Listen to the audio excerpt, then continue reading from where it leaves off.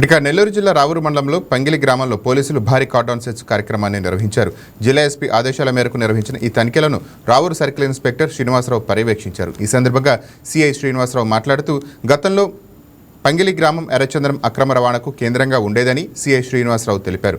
గ్రామానికి చెందిన సుమారు 27 మందికి పైగా ఇప్పటికే ఎర్రచందనం స్మగ్లింగ్ అనుమతులు షీట్లు నమోదైనట్టు ఉన్నాయని ఆయన పేర్కొన్నారు. ఈ నేపథ్యంలో ముందు జాగ్రత్తగా చర్యలో భాగంగా గ్రామంలోని అనుమానితుల ఇళ్లు స్థావరాలను క్షుణ్ణంగా తనిఖీ చేసినట్టు చెప్పారు.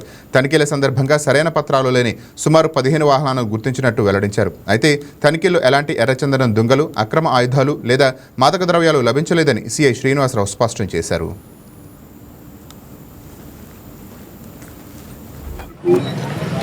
కంటిన్యూగా cash operation, cordon and church operation మనకు వలనరబుల్ ప్లేసెస్ అంటే నేరాలు ఎక్కువ జరగడానికి ప్రోన్ ఉన్నటువంటి ఏరియాలని చుట్టుముట్టేసి ప్రతి ఎవ్రీ పాయింట్ కూడా మనం చెక్ చేసి దాన్ని ఏమీ లేదని నిర్ధారించుకున్న తర్వాత కాంట్రాబ్యాండ్స్ కానీ ఇల్లీగల్ ఏదైనా వెపన్స్ ఇక ఆల్ కాంట్రాబ్యాండ్స్ ఎందుకు ఏదైనా కానీ అఫెండర్స్ గురించి కానీ ఎవరన్నా ఇతర రాష్ట్రాల వ్యక్తులు మన దగ్గర ఇల్లీగల్గా ఆశ్రయం ఉండటం కానీ నేరస్తుల గురించి కానీ వీటన్నిటి గురించి క్యాష్ ఆపరేషన్ చేయకూడదు.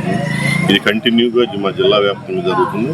మాకు ఇచ్చిన డిఎస్పీ గారు కానీ ఎస్పీ గారు కానీ ఇచ్చిన ఉత్తర్వుల ప్రకారం ఈరోజు ఇక్కడ మా సర్కిల్లోని రాపూర్ ఎస్ఐ గారు ఈ రాపూర్ ప్లేస్లో ఈరోజు పంగిలి విలేజ్లో చేశాము. రాపూర్ మండల పరిధిలోని దానికి కండలేరు ఎస్ఐ గారు, సైదాపురం ఎస్ఐ గారు, రాపూర్ సిఐ నా ఆధ్వర్యం జరిగింది. దీంట్లో ఈ విలేజ్ని మెయిన్ ఎన్నుకోవటానికి ఏంటంటే ఈ గతంలో రెడ్ శాండిల్ ఉధృతంగా స్మగ్లింగ్ అయ్యేటప్పుడు ఈ విలేజ్ అత్యంత కీలకమైన పాత్ర పోషించి ఇక్కడ చాలా ముఠాలు వాళ్ళందరికీ సహకరించి రెడ్ శాండిల్ ట్రాన్స్పోర్ట్ చేయడానికి కానీ వీళ్ళ మీద కూడా దాదాపుగా ఒక 27 మంది మీద రెడ్ శాండిల్ సస్పెక్ట్ షీట్స్ కూడా ఉన్నాయి. వాళ్ళకి సంబంధించినటువంటి చావుళ్ళు, కష్టాలు, విలేజ్ హౌసెస్ అన్నీ నిశ్చితంగా ప్రతి అణువు చెక్ చేసాము. మామూలుగా ఇప్పుడు తెలిసిన సమాచారం ప్రకారం అయితే ఇది చాలా గవర్నమెంట్ కఠినంగా వ్యవహరించడం వల్ల చాలా తగ్గుముఖం పట్టింది. మేము అయినా కానీ నిర్ధారించుకోవడానికి ప్రివెన్షన్ చర్యల్లో భాగంగా ఈరోజు చేసాము. ఇప్పుడు వరకు వెహికల్స్ కొన్ని డాక్యుమెంట్స్ వాటి వెహికల్స్ గురించి 15 వెహికల్స్ దాకా చేసాముగా. ఇక మిగతా రెడ్ శాండ్లు అదర్ కాంట్రాబ్యాండ్ అయితే ఏమి డ్రగ్స్కి సంబంధించి కానీ ఏమీ దొరకలేదు.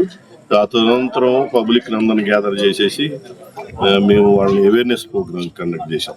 డ్రగ్స్ ఎట్టి పరిస్థితుల్లో డ్రగ్స్ వద్దు బ్రో అనే ప్రోగ్రామ్ కింద డ్రగ్స్ గురించి, తర్వాత సైబర్ క్రైమ్ ఫ్రాడ్స్ ఎలా జరుగుతాయి దాని గురించి, సైబర్ ఫ్రాడ్లెంట్ యాప్స్ ఉంటాయి, లోన్ యాప్స్ కానీ వాటి గురించి, మైనర్ బాల్య వివాహాలు దాని గురించి, క్రైమ్ అగెనిస్ట్ చిల్డ్రన్ ఉమెన్ గురించి, మరియు యాక్సిడెంట్ రిలేటెడ్ ఎఫెక్ట్స్ ఫ్యామిలీ మీద ఎలా ఉంటుంది, డ్రంక్ చేసి ఎలా చేయకూడదు, మైనర్ డ్రైవింగ్ చేయకూడదు, ఇవన్నింటిని వాళ్ళు అవేర్నెస్ కూడా కండక్ట్ చేశాం.